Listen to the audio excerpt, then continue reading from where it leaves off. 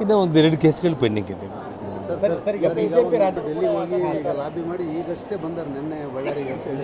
ಅದು ನಮ್ಮ ನಾಗರಾಜ್ಗೆ ಕನಸು ಬಿದ್ದಿದೆ. ಅದು ವಿಷಯ ಏನಂತಂದರೆ ಪಕ್ಷ ಏನು ತೀರ್ಮಾನ ಮಾಡುತ್ತೆ ಅದಕ್ಕೆ ನಾವು ಬದ್ಧವಾಗಿರ್ತೀವಿ. ಇವರೇ ರಾಜ್ಯಾಧ್ಯಕ್ಷರಾಗಿರಬೇಕು ಅನ್ನೋಂಥದ್ದು ನಮಗೇನೂ ಇಲ್ಲ.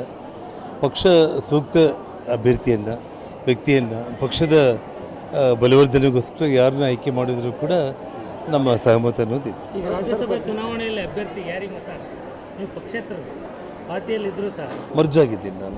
ಇವಾಗ ನಾನು ಭಾರತೀಯ ಜನತಾ ಪಕ್ಷದ ಹೌದು ನಾನು ಇವಾಗ ಪಕ್ಷದ ಅಭ್ಯರ್ಥಿಯಾಗಿ ಇರೋ ಕಾರಣ, ಒಂದು ಶಾಸಕನಾಗಿ ಇರೋ ಕಾರಣ, ಮರ್ಜ್ ಆಗಿರೋ ಕಾರಣ ಪಕ್ಷ ಒಬ್ಬೇ ಶಾಸಕಲ್ಲ. ಸೊ ಹಾಗಾಗಿ ಅದರಲ್ಲಿ ವಿಲೀನ ಆಗಿದೆ.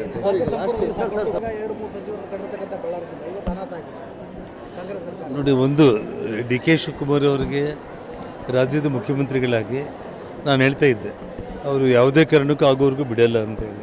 ಆದರೂ ಅವರು ಒಳ್ಳೆಯ ಅಡ್ಮಿನಿಸ್ಟ್ರೇಷನ್ ಮಾಡಿ ಕನಿಷ್ಠ ಈ 2 ವರ್ಷಗಳ ಕಾಲ ಜನಪ್ರೀತಿ ಗಳಿಸೋ ಪ್ರಾಮಾಣಿಕ ಪ್ರಯತ್ನ ಅವ್ರು ಮಾಡಲಿ ಅಂತ ನಾನು ಬಯಸ್ತೇನೆ.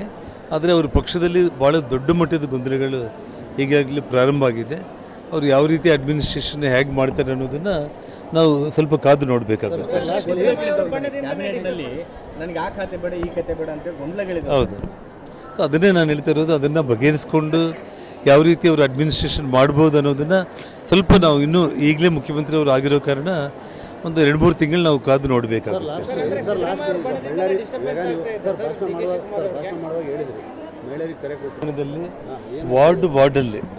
ವಾರ್ಡಲ್ಲಿ ಕೂಡ ಡ್ರಗ್ ಮುಕ್ತ ಬಳ್ಳಾರಿಯನ್ನು ಮಾಡೋದಕ್ಕೆ ನಾನು ಬರೋ ತಿಂಗಳಿಂದನೇ ನಾವೆಲ್ಲರೂ, ಸೋಮಶೇಖರ್ ರೆಡ್ಡಿ, ಶ್ರೀರಾಮುಲು, ನಾನು, ಲಕ್ಷ್ಮೀನಾರಾಯಣ ಅವರು, ನಾವೆಲ್ಲರೂ ಕೂಡ ಸೇರಿ ವಾರ್ಡಲ್ಲಿ ಕೂಡ ಜನಗಳಲ್ಲಿ ಒಂದು ಜಾಗೃತಿ ಮೂಡಿಸುವಂಥ ಒಂದು ಕೆಲಸಕ್ಕೆ ಮುಂದಾಗ್ತೀವಿ. ಸೊ ಮಕ್ಕಳನ್ನು ಜಾಗೃತವಾಗಿ ನೋಡಿಕೊಳ್ಳುವಂಥ ಒಂದು ಕೆಲಸಕ್ಕೆ ಮುಂದಾಗಬೇಕು. ಇಲ್ಲಾಂದರೆ ಇವಾಗ ನಾವು ಕೇಳ್ತಾ ಇರೋದು ನಿಮಗೂ ಗೊತ್ತಾಗ್ತಾ ಇರುತ್ತೆ, ನಮಗಿಂತ ಜಾಸ್ತಿ ನಿಮಗೆ ಇದು ಇನ್ಫಾರ್ಮೇಷನ್ ಇರುತ್ತೆ.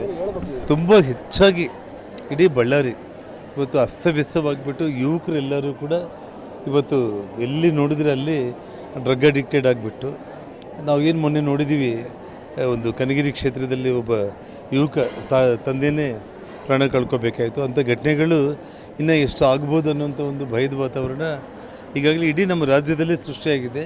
ಅಟ್ಲೀಸ್ಟ್ ನಾವು ನಮ್ಮ ಭಾಗದಲ್ಲಾದರೂ ಜನರನ್ನು ಜಾಗೃತಿ ಮಾಡೋ ಕೆಲಸ ನಾವು ಮಾಡಬೇಕು.